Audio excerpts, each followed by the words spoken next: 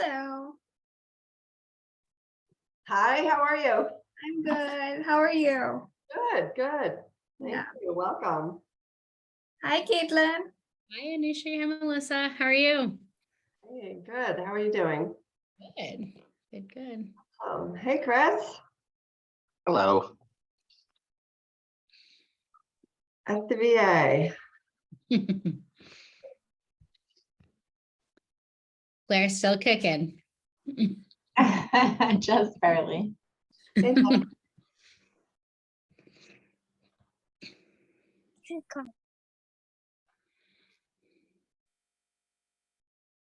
see. It's something.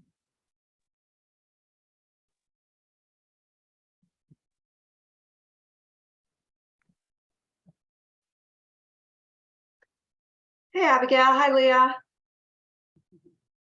Hello. Hello. Let's give people a few more minutes. All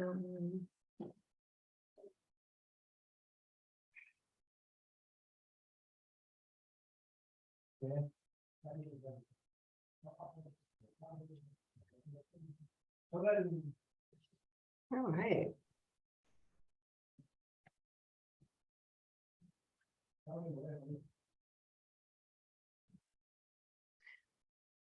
Hey, Hannah, is that a real background or a Zoom background? No, it's a real background. That is cool. It's this co-working space where I work. It's really nice. Oh, wow. Okay. Mhm. Oh, I love it.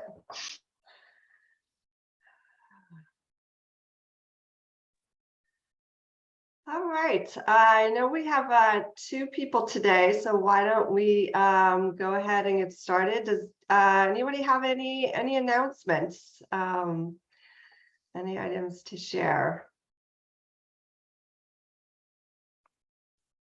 I have an announcement. Our paper, I'm trying to find it with Anna O on visits by hospice and home health at the end of life. Was finally published after sort of a long saga of this paper where we figured out the code of how we look at visit types like home health aides, physical therapists, occupational therapists, et cetera, and look at what people receive in home health and hospice and who gets home health versus hospice at the end of life. The few sort of headline findings of one really interesting thing we all know about racial disparities in hospice access. We actually found that a lot of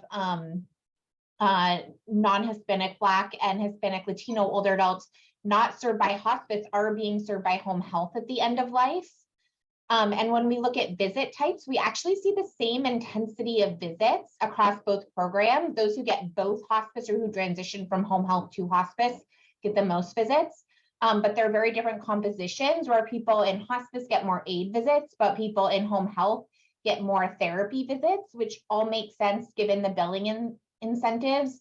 But I think also aligns with what we see clinically of people who kind of worry about avoiding hospice because they want physical therapy, to support their function. So hopefully this is the start of some additional work looking at visit patterns and looking at the involvement of home health at the end of life. But we're very excited that that work is finally out. Great. And that's in okay, JPM. Thanks, Caitlin. She just put that in the chat there. Okay. Great, thank you. Anyone else? I think we mentioned at a previous meeting the hospital at home waiver evaluation that several of us were working on, that it was accepted, and it was just, I think it was just published a week ago or so, a week to 2 weeks ago. I don't think we mentioned that on the last call. So I'm just also putting the link to the paper in the chat. Oh, great. So was that a more of an opinion commentary or evaluation in terms of like it's a research paper? Yeah, no, it's a research paper. It's an actual evaluation of the implementation, sort of adoption and implementation processes for either programs that had a pre-existing hospital at home, but were approved under the CMS waiver. for different kind of reimbursement opportunities, or programs that were totally new to hospital at home that came online as a result of that waiver policy. So we did a sort of qualitative study with interviewing these different facilities and looking at their adoption sort of barriers and facilitators and that sort of thing. So yeah, so pretty proper. Quick, rapid research, but proper. Love it. That's great. All right, thank you. Yeah, great to know. Others? No?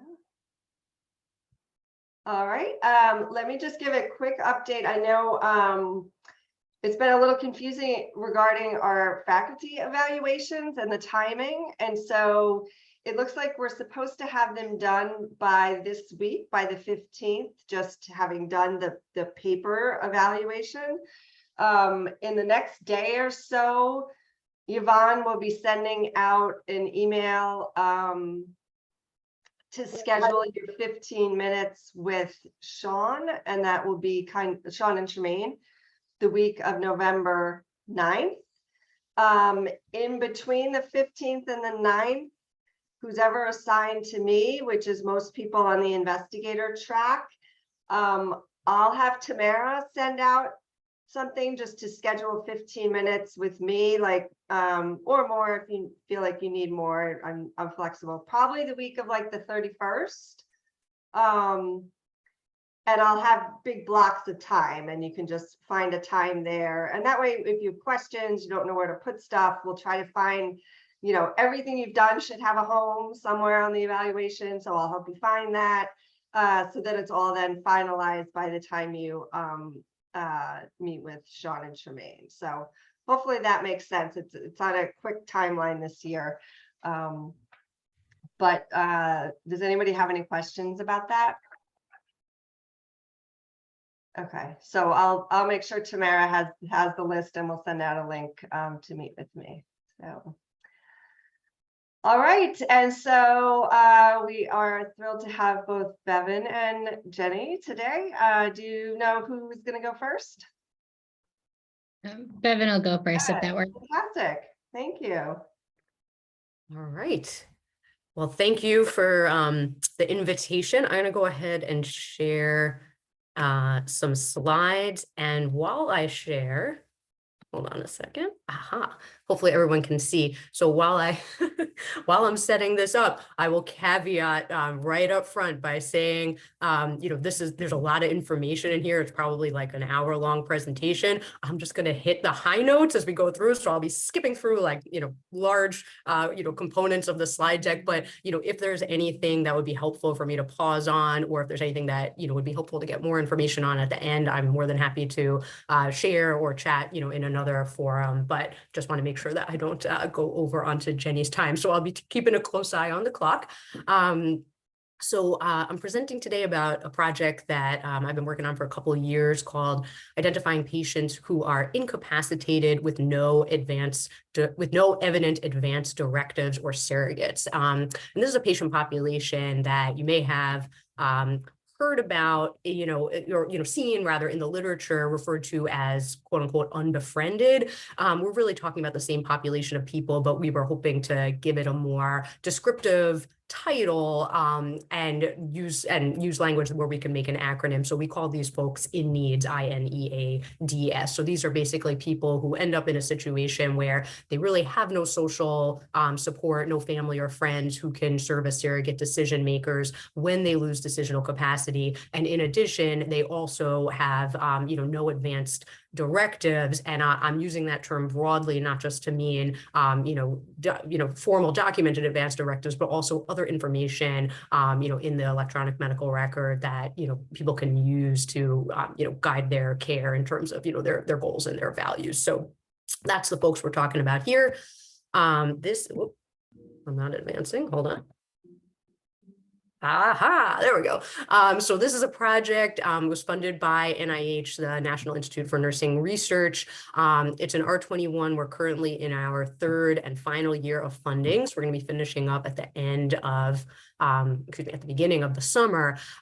So right now we're in a place where we've done almost all of our data collection and almost all of our data analysis. We're finishing up certain aspects of the project, but we're at that point where we're thinking about where to go next and what to do with the findings in terms of, submitting, potentially future grants to answer related questions. As you'll see, this is really very much a descriptive project. So thinking about ways to take this from a descriptive project to potentially something more in the intervention space, on the other side of this. So, in terms of today being, a whip and, you guys being a really wonderful resource in terms of your, knowledge and expertise, that would be really particularly helpful feedback, I think, for our team, is, sort of thinking about how to integrate this into, future work.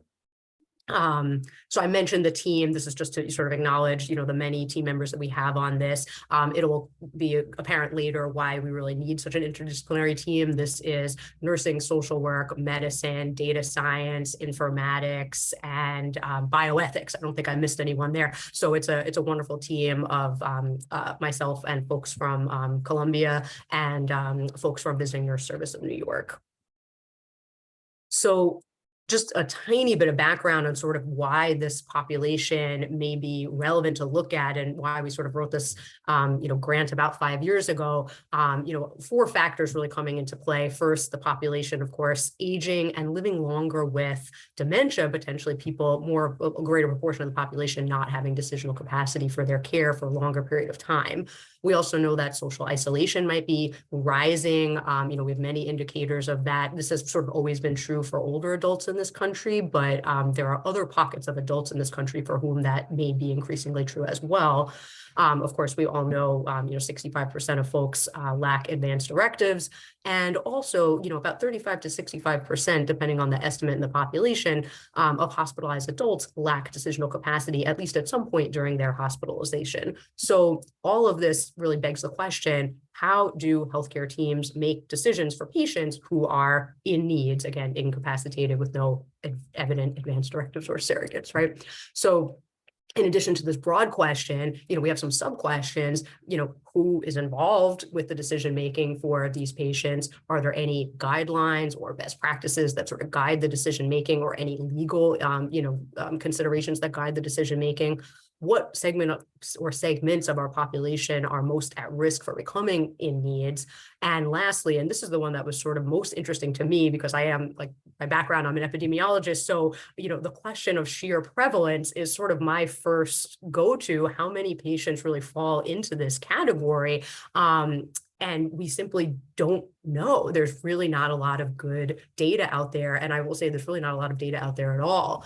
So if you really look into the literature, you'll find, yes, there's a literature on this, but it's quite small, and it's really mostly based on case studies and sort of like legal and ethical analyses about how to approach making decisions for these patients. But there's hardly any estimate of prevalence, because this is not the type of information that we document in any kind of systematic way in our structured electronic health record data. So even though, electronic medical records have been around for decades now, we haven't really been able to use that to estimate this population, because we just don't document it on it in that way.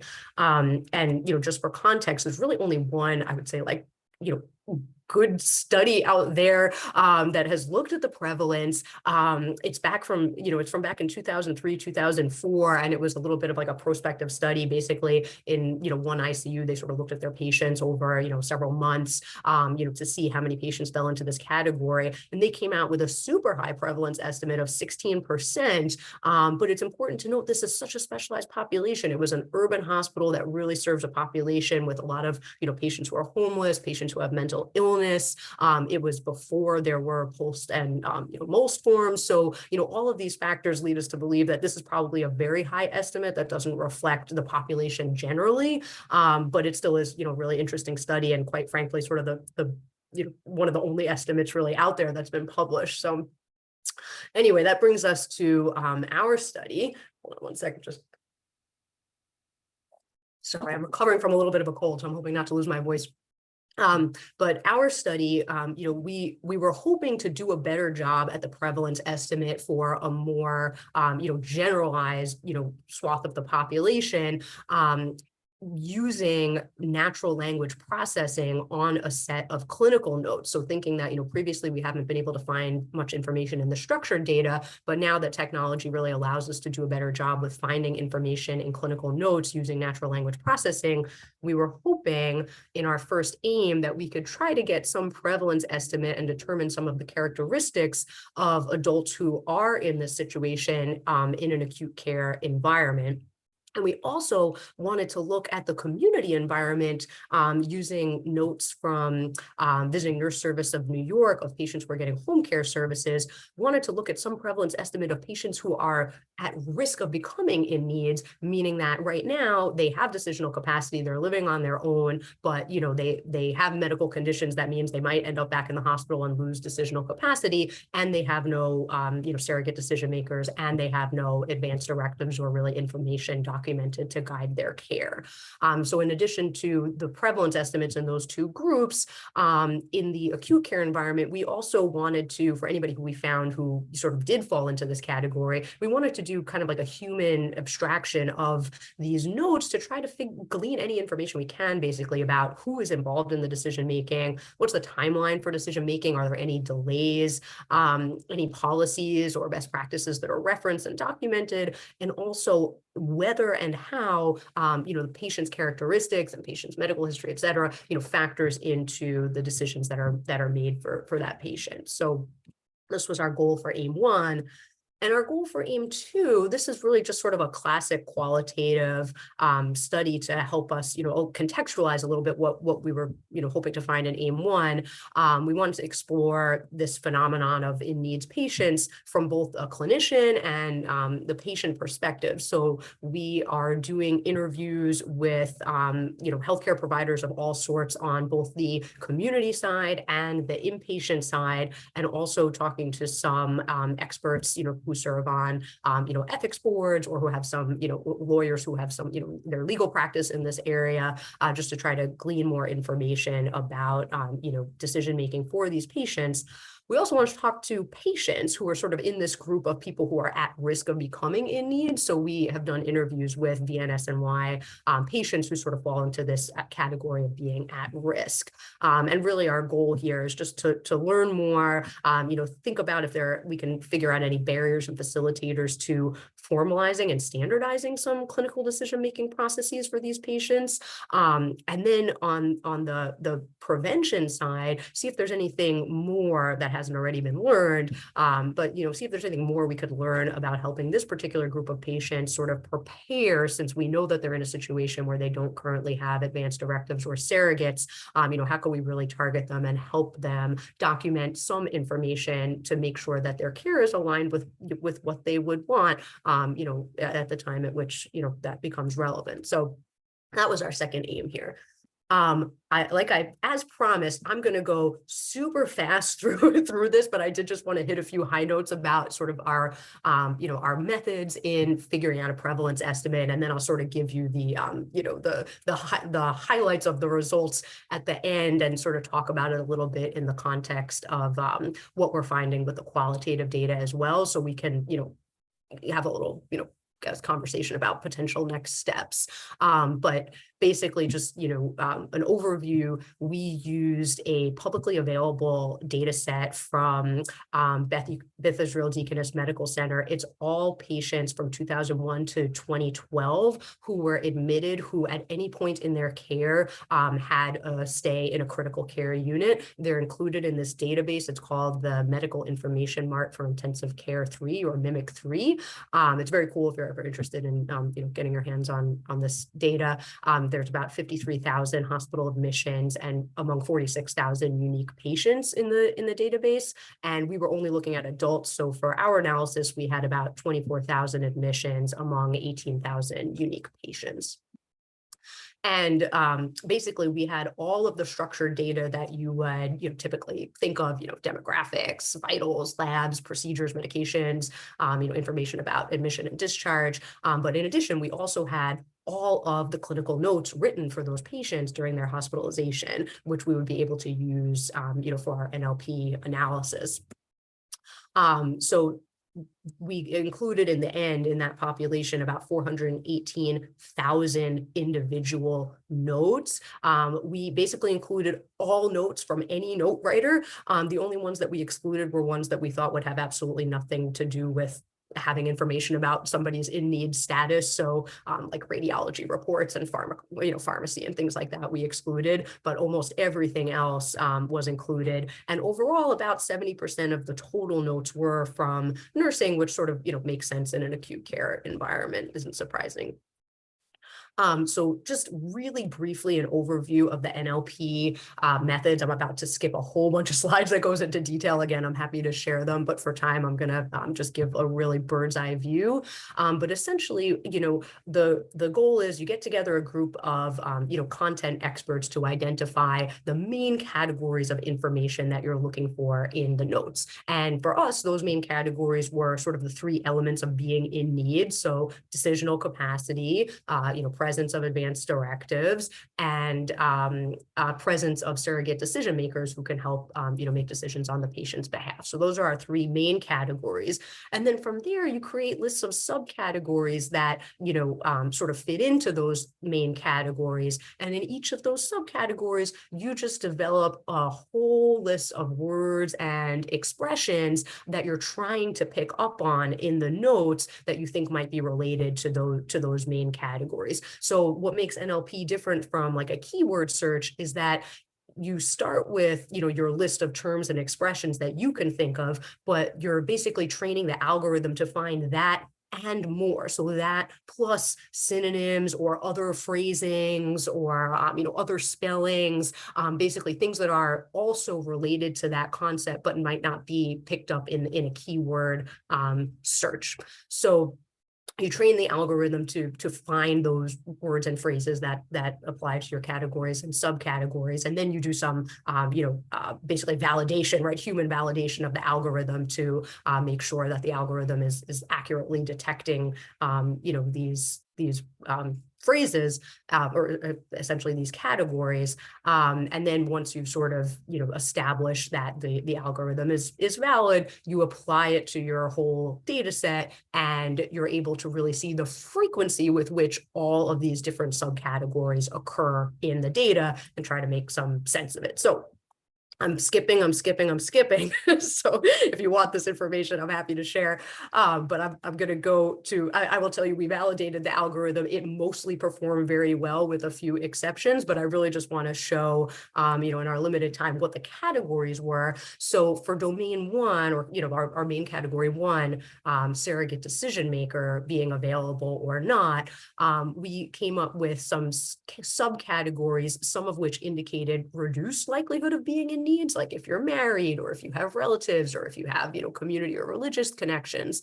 And then we identified some words and phrases that indicated that you probably had an elevated likelihood of being in need, right? So if you live alone or you're transitionally situated, or there's some information there saying that, you don't have, a surrogate decision maker. And you could see those are just sort of examples of some of the, words and phrases that were used for each category. It's not an exhaustive list. And then our second domain, advanced directives, we had three categories indicating, three subcategories indicating reduced likelihood of being in needs. So any mention of, having, palliative care or hospice or having advanced directives. And then on the flip side of that, we had one category, basically, advanced directives unavailable, meaning that there was some documentation of the fact that the patient did not have any of these documents in place. And our last domain, decisional capacity, only had one subcategory indicating elevated likelihood, and that was lacking capacity, right? So any documentation at any point in the patient's stay that they, lacked decisional capacity. So again, this is just our human validation. I won't go through it for time, but we did validate the algorithm. And I'll skip to this slide just to show sort of the frequency with which each category, occurred in our clinical notes. So there was a lot of mention, or I should say, there was the thing that mostly came up is mention of relatives, but without context of whether or not the relative is involved or reachable, right? So we might know somebody has a son, but we don't know if they're involved, or we don't know if they're, we were able to get in touch with them, et cetera. Second to that was was lacking capacity. And then we had some sort of more positive information like surrogate decision maker identified, right? So that was sort of proof positive, sort of written somewhere that, we have made contact with family member X, and, we had a family meeting with family member X, right? So you could see sort of going down the prevalence of these decrease. And I'll just point you right to the bottom in the clinical notes, right? So this is in like free text notes. We really found hardly any instances in this huge sample of people writing text about patients who were lacking advanced directives. So this is not to say that patients didn't lack advanced directives. It's just to say that this is not something that, in most, for most people, they're documenting anything about. So it could be that, conversations are being had, but they're simply not going to be in the documentation. Again, with the caveat, this is one hospital, right? One hospital system. And it's, it's from, again, we're going back, some time, it's 2001 to 2012. So with that caveat, this is sort of what we found in terms of the frequency. So again, skipping ahead for time, just to sort of summarize the main results of what we found. Here's the punchline, right? So I won't go through all of our results, but I will go through the punchline, which is that we found that less than 1% of admissions met a criteria that we developed for high likelihood of in needs. And the high likelihood of in needs means that you had, basically 4 or 5 of our subcategories indicating high potential for being in needs, right? Being unmarried, living alone, having a transitional housing situation, having, documentation that a surrogate decision maker was not known, and not having advanced directives. So if you sort of fell into that category where we detected some text indicating all of these things, we considered you sort of high likelihood of in needs. And we really found quite a low prevalence of this group in this really large population. Is really less than 1% of admissions met this criteria, only 81 patients. And we did do some manual review of the notes just for, validation. And it did appear that, these people really were, did meet the criteria upon human review of the whole, batch of notes for their admission. But still, this, I think, is a little bit, was a surprising finding, because certainly we weren't expecting to have, 16%, a prevalence like the study that I mentioned that was published about 20 years ago. But I think that we expected it to be a little bit higher than this. And of course, there's several reasons for this, including the fact that, people that, conversations may be had that are not documented. It's acute care environment. So oftentimes, that's not going to be the focus of the majority of the clinical documentation. So it could be that there are more patients who would meet this criteria who, simply, the documentation is not there. There's also, of course, the very real possibility that there's stuff there and our algorithm is just not able to pick up on it.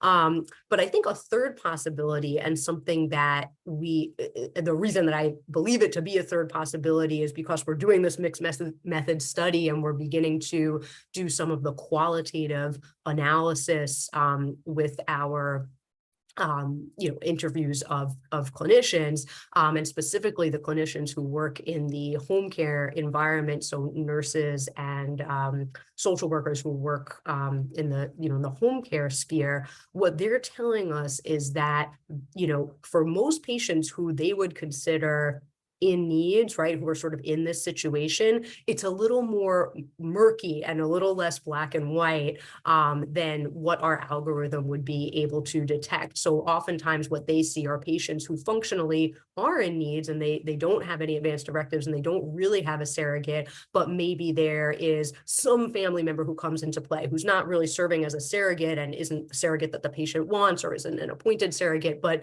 there's someone in the mix in sort of a gray space, but they wouldn't necessarily fall into sort of a clean cut definition of this. So that's sort of a third possibility. And I would think that probably all 3 of those are at play, all 3 of those possibilities. So this slide, just shows, we were also hoping to determine sort of the characteristics of this population of patients who are in needs relative to the whole population. So I'll just, direct you to the fact that we sort of have two groups that we're comparing to our whole population. One is people who had, a few of the subcategories indicating in needs, but not many. And then the final column is sort of that group of people who, those 81 people who really had all of those subcategories lit up and, we feel are really are in needs. And we just wanted to sort of, compare them to the general patient population. So unsurprisingly, they were more likely to, die both in the hospital and during long-term follow-up, more likely to be male, more likely to have had emergency admission, and more likely to have been on Medicaid insurance. So I think all of these things, probably are pretty in line with what we would expect for this patient population. So, I think it's more confirmatory than anything, but, to just want to, present that just to get a sense of the characteristics. And again, this is absolutely just limited to the demographic, structured data that's available in this database. So I think we kind of talked a little bit about these limitations, just of our, first of all, the population that we're using, or the source of our sample, the limitations of natural language processing in general, and the limitations of the fact that, we're only looking at clinical documentation where we know in an acute care environment, not everything is going to be documented. So not to beat these to death, but I could talk about these for an hour because they certainly are important limitations. So just wanted to talk in the last 2 minutes about next steps. So we are basically doing the same kind of analysis, but in the visiting nurse service home care database. So same thing there, we have their electronic medical records. So we have all of their clinical notes in addition to the structured data. We are in the process and almost done with that analysis. It was a little premature to present it here today, but our hope is to sort of, this piece that I just presented has been published. So the acute care piece is published. So with this, we'll do sort of a second paper, hoping to, reflect on not just the findings in the community, but sort of try to bridge the acute care and the community environment in terms of, thinking big picture. And similarly, we have completed our interviews with the home care health workers, so nurses and social workers who work in the home care environment. We're almost done with the qualitative analysis, so that paper hopefully will also be coming out, also be submitted, by the end of this year. And I will say, if you like this topic and you are a clinician who has a lot to say about it, we are still recruiting for the inpatient side of things. So people who are, working in the acute care environment, in any healthcare worker capacity that touches, this patient population, or, anybody who's involved in an ethics board, or, basically anybody who would have, knowledge and something to contribute on this issue. I know there's a lot of you on this call. So if you are interested, we're definitely still recruiting for that piece, because that'll be our last sort of step in the qualitative analysis. And one more thing before I stop talking is, I will say we have two wonderful MSTAR students who work with us on this project and are continuing to work with us. So I don't know if any of you had worked with them, but Mo is actually working on that piece, looking at extracting some of the information about how decisions were made for those 81 patients who we believe to be in needs. So she's working on that abstraction, and Chinmayi is working with my colleague on the qualitative analysis for the healthcare workers in visiting nurse service. So just to say thank you for the wonderful students. We're excited to work with them. So I will stop talking now. My time is up. And yeah, thank you very much. I don't know if anybody has any questions. I don't want to run into Jenny's time, but feel free to email me or chat about it. I love chatting about this stuff, so I'm sure I could learn a lot from speaking with you. I'm also okay if people have questions for Beverly. That's great. You go for it. I don't have a ton to present, so I think that's totally fine if we want to talk for a little bit too. That's very generous. Thank you. Thanks, Bevan. Great. Thank you very much. Bevan, I was just going to say that you may find interest also in, this is really interesting. You might find interested parties who study the healthcare experiences of sex and gender minority folks. Yes. Just because I'd be curious if the word estranged come up in your searching, and people who are at risk of that, plus having non-traditional family structures that sort of get boxed out of the surrogate hierarchy. Yeah, yes. We thought a lot, so with our community, interview piece, we definitely were, intending to sort of target those, people who work with those patients and, use the word estranged. We use that as a keyword and other sort of related sort of, keywords, because we expected, like you said, that would be a population sort of at risk of being in this situation due to not having necessarily the family connection. So yeah, thank you for that. Yeah, if you know anyone who wants to talk to us in that space, I think we've gotten a few, but we're always looking for more. So thank you. Thanks. Great. Evan, this is super interesting. And I think it's really cool that you're extending the work from the inpatient setting to the VNS home and community setting. I wonder also about the nursing facility setting. And in particular, I will connect with you separately over email, but talking to folks in the emergency room who really are on the front lines of people coming in from facilities. And this was like front and center during COVID, where like they come from a nursing home. There is not even a working phone number in the chart, and rapid decisions have to be made.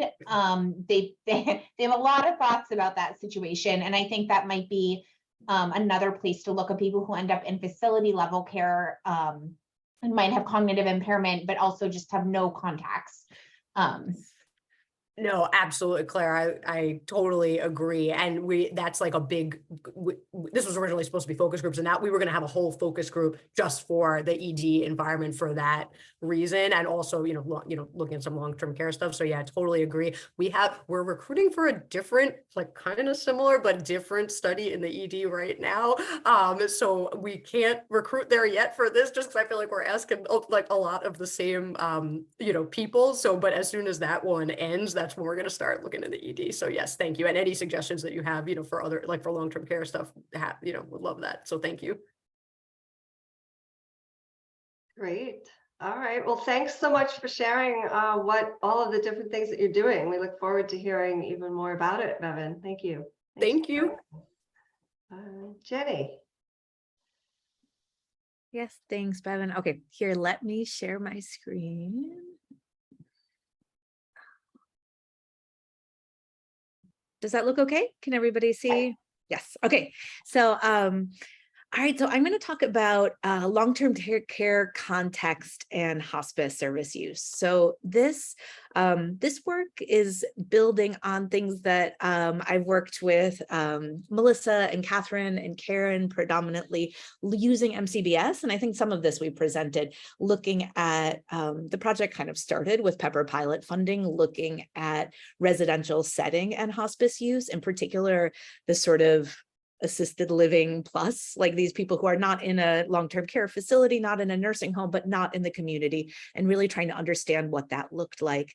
The first project was looking at the growth of hospice use in that setting. And the second one was really trying to kind of tease out, based on services that are there, what it meant to be in that setting. And finally, using that same data set from MCBS, we did another project looking specifically at hospice aides in the home setting. And so, Melissa and Catherine and I have sort of talked about this project over time.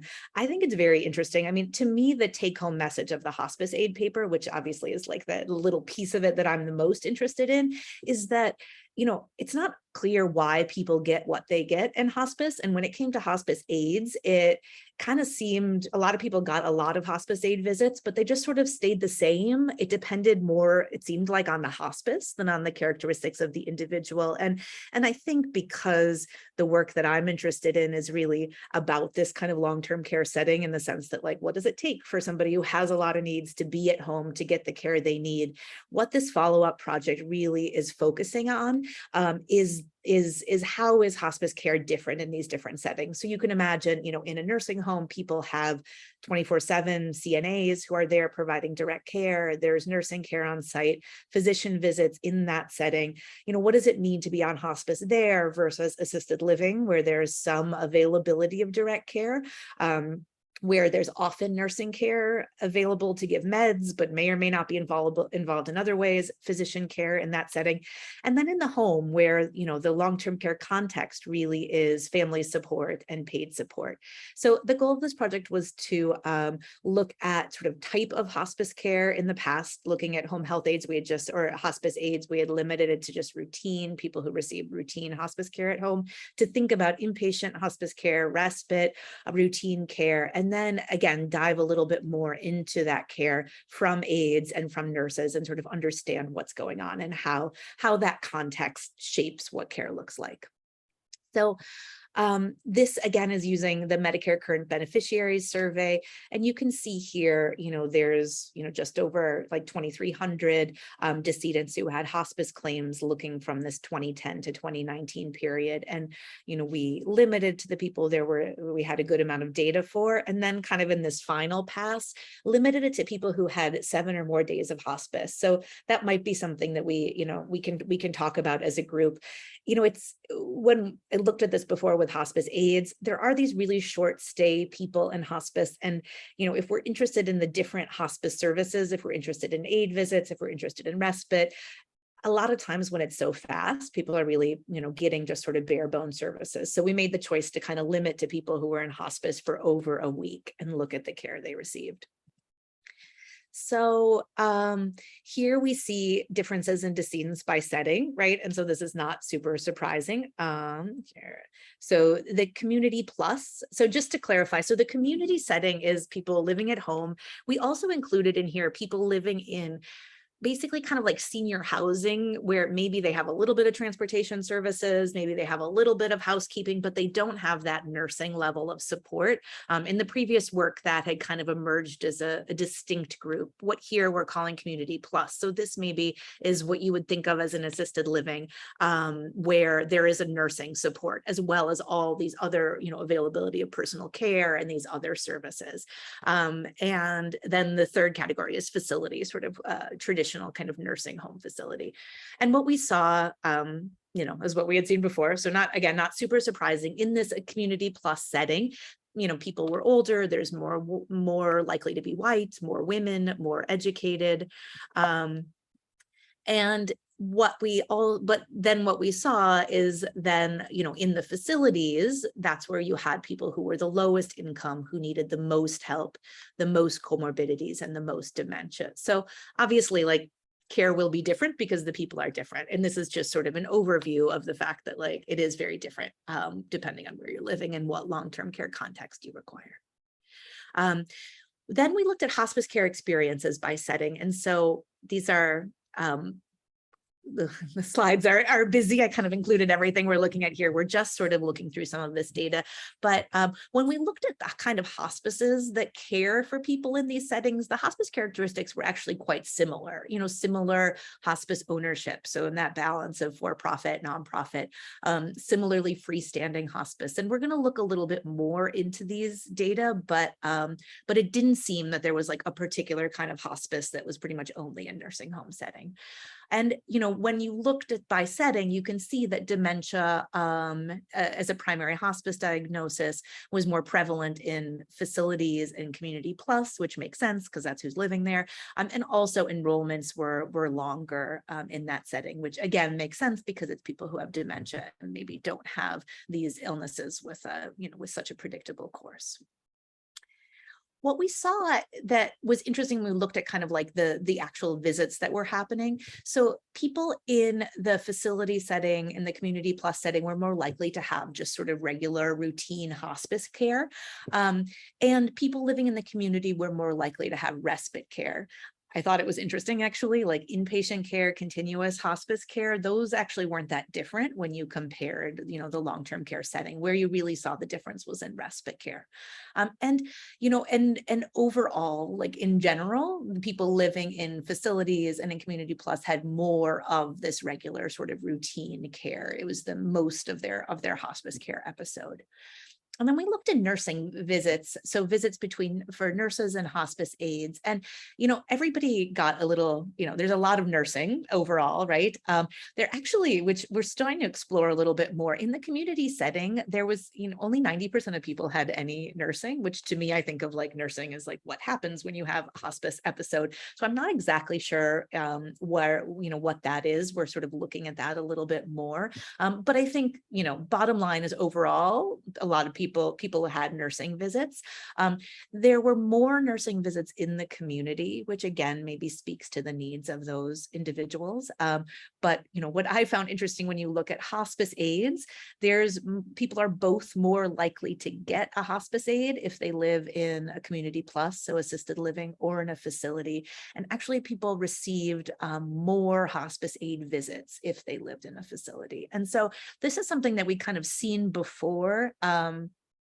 And I don't know, it's just surprising to me. I like it, like I want to understand more. So people living in long-term care settings where they do have, you know, those long-term care needs met are actually getting more hospice aide visits.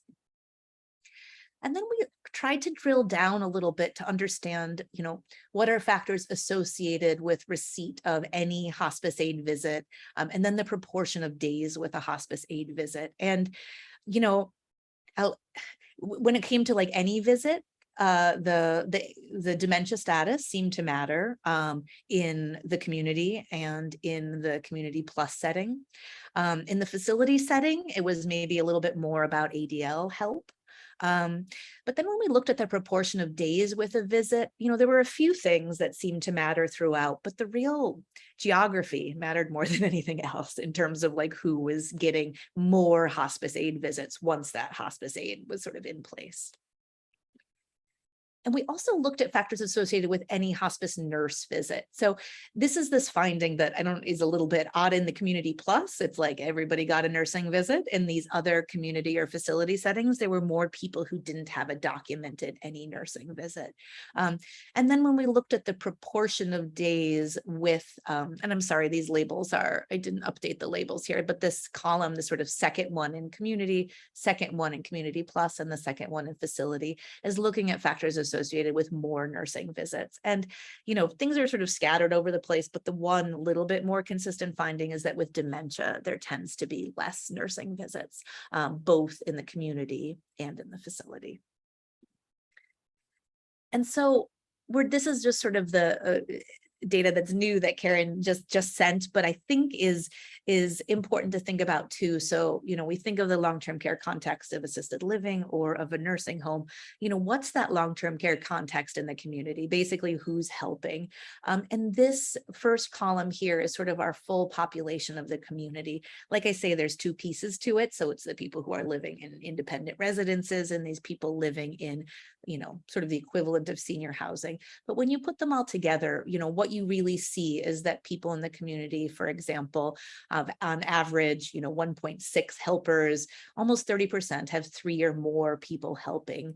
And it tends to be a relative or a spouse. About 10% have paid, we're here, professional help, so a paid caregiver helping. And they're, you know, the family members or the sort of overall, primarily family members are helping with things like housework, meal prep, and bathing. When we look just at sort of the paid caregivers who are already in the home, not affiliated or not associated with the hospice episode, they're helping with bathing, dressing, and housework. And so, you know, I think we need to think a little bit more about what this context looks like, but I think this speaks to the fact that even this group of people who are living in the community are getting help with function at home. And so to highlight some of the findings. So first, people living in different long-term care contexts have different characteristics. I think that is obvious. Hospice characteristics are pretty similar regardless of setting, but some of these aspects of the hospice care experience are different. So, there's more dementia, longer enrollment outside of the community. There's more respite use in the community. Nursing visits are more frequent in the community, and hospice aid visits are more common in this community plus setting, and they're more frequent in the nursing home setting. So again, kind of drilling down with hospice aides, maybe associated with dementia primarily in the community plus setting, more associated with functional impairment in the nursing home setting. The frequency of visits tends to be more related to functional impairment, but there's also this kind of consistent sort of geographic standard of care.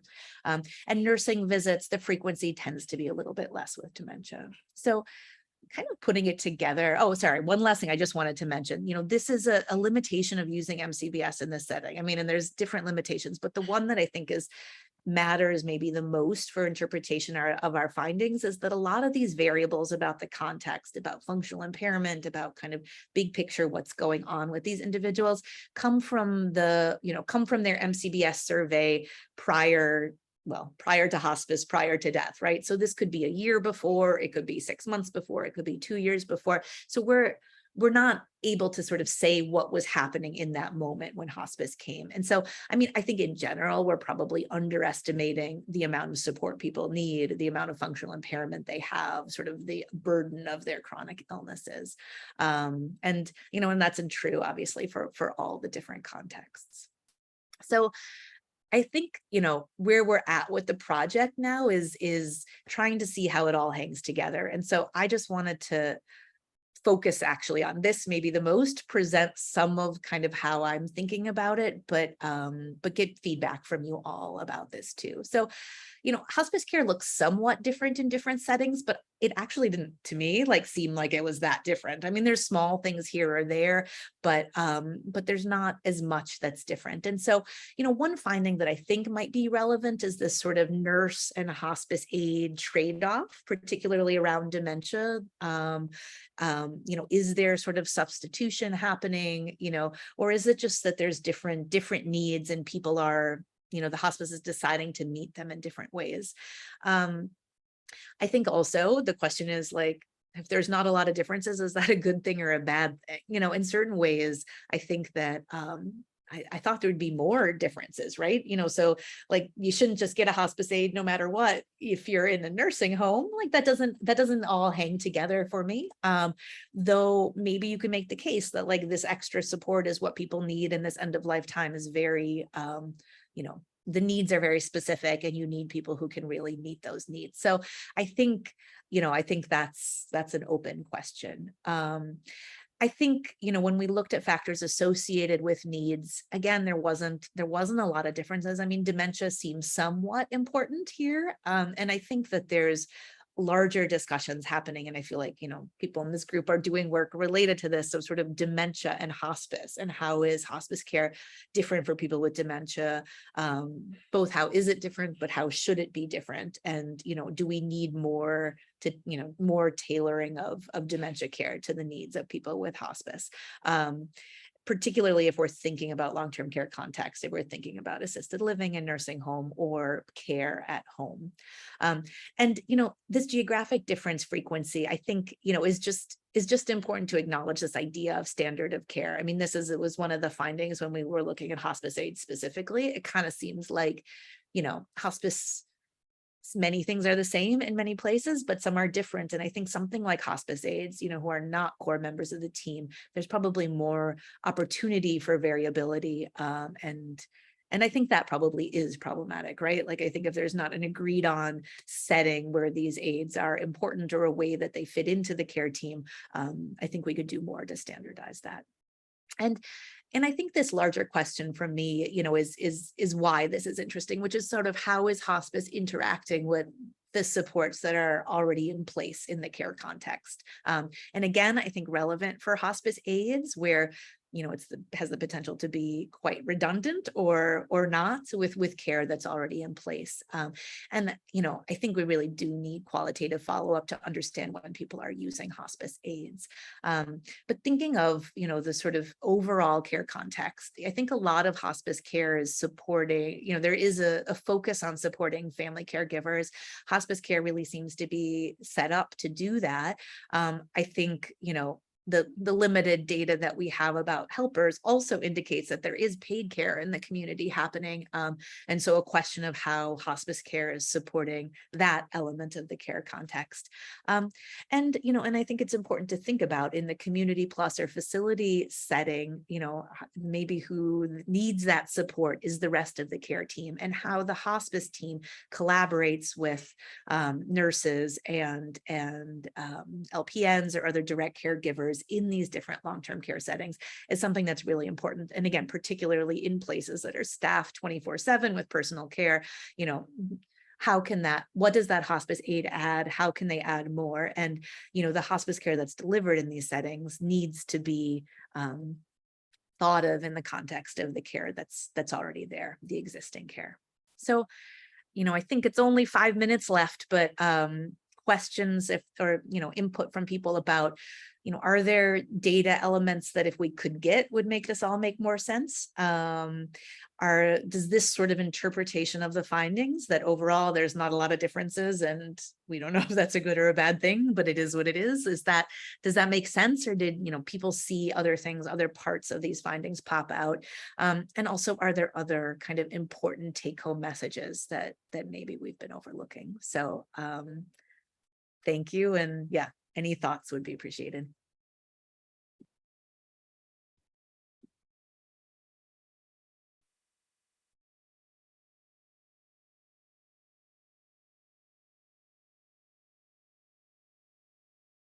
I'm seeing Chris's comment in the chat, so I could start with that. Just that, right, this idea of acute issues and family caregivers or individuals in the community may be calling more. I think that's a really interesting point, and something that we did look at with hospice aids is sort of what's the pattern of visits.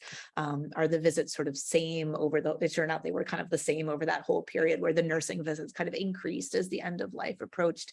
That's a very good point, right? Is that, are these, how dynamic are they? And is that sort of dynamic acute nursing role the same in a setting where there's already other nurses there, to evaluate or to follow up if needed? Yeah. And Jenny, I know we've talked about this a little bit, but I don't know where the data would come from, but my guess is that the geographic or regional variation has a lot to do with the labor supply. And if there's some way you could understand, a shortage, surplus of nurses and aides by geographic region, that might relate to an overall, higher or lower use. So I guess if anybody on here knows of data like that exist, or proxies, like, somewhere where you could get it, that I think that probably could have a lot to do with it. And certainly, like, if you could look over time, like now there's a lot more shortages of aides and nurses from what we're hearing after COVID versus before. So that could be some really interesting work. Well, and I think one thing that we did see in this project that I thought was just interesting is that, when it comes to aides, we looked at where, the hospice aides are employed by the hospice versus contracted. And what we found was that that was very, very regional. So in the Northeast, which is where I practice, I'm used to the aides being other, we're for VNS, they're partners in care, and they're not employed by the hospice. And that is very true in the Northeast and is not true in other places. So I think you're absolutely right. There is that kind of piece of it is important, and I don't know which direction it goes in. In certain ways there's also more aid visits in the Northeast, even though there's maybe not I don't know. Anyway, it's definitely about workforce and employment structure, and that would be something to get into more. Harriet, did you have your hand? I lowered it actually. Okay. Moved around. I wonder too about the absence of nursing visits in the hospice and home health study, the one that just came out. We found nearly everyone got nursing visits. So I wonder if there's like a data thing going on. Because it like they should, right? Like that's part of the admit to hospice is they should have a nursing visit. But I like happy to connect around the data for that to see if there's something happening with counting those visits. Sort of along the same lines of region, and Jenny, I know from your prior work showing the importance of agency, I do wonder how much of this is like not just region, like the region that you're in has certain levels of staffing and availability of workforce and has certain types of hospices who provide certain services, and also assisted livings are only going to be in particular regions of the country, right? Like in rural places, you just don't see as many assisted livings as you do urban and suburban. So like, I think that's sort of a tricky thing of figuring out like the role of region could also influence what setting of care people are in. The other thing about setting of care that seems interesting and tricky is I know thinking about some of the older, like I think there's a Susan Miller paper on hospice and nursing home that looked at visits in transitions between nursing home and community, including transitions that happen like mid-hospice episode. And I don't know if you can see that from hospice claims, but I didn't know if you're defining site of care from MCBS, you might be missing some of those late care patterns that you might be able to more accurately pinpoint in the claims, including people who are like start out in the home and then they're admitted to a facility, you know, midway through their hospice stay. What do they look like in terms of care patterns? So just another idea in terms of data and pinpointing some of this, but I certainly think the assisted living piece is like really novel. There's been more in looking at nursing homes, but what's happening there for visit patterns. And then I know we're at time, but the bigger point too that I always worry about with this is like, as Melissa's well aware of with like the dementia nursing home thing is, are we arguing that people should be getting fewer visits? And if so, should we be paying hospices less to care for people in these settings? And what are the implications for access, particularly for people with dementia? Like, I think you get into a tricky thing if you're doing a lot of research showing like, oh, but there's fewer visits or there should be fewer visits in this setting. So just sort of think about that as you're thinking about like the discussion for this and how to frame it. Because I mean, to me, that I think is that core question is like, should hospice be the same everywhere or should it not? You know, like, and I don't think there's an answer. I think it's interesting that it is, and there's not. I think, you know, comparing community assisted living, nursing home, like I don't think there's a lot that sort of compare the visit patterns for all of this. But there was one study that looked at it within one large hospice chain and found things were kind of the same regardless of where you were, which, you know, I don't know. I guess it depends what you want hospice to be, right? And I guess for me, with sort of an attention to the hospice aid piece, because hospice aides are not on the core team, because they're, you know, yeah, because it's not as clear kind of what their role is supposed to be. It's really not spelled out. I think there's another level of variability there that maybe that shouldn't be. I mean, maybe they should be the core members and maybe everybody should be getting exactly as much hospice aid support as they get nursing support, you know, but I think it does beg the question of like what role hospice plays in all of these different settings.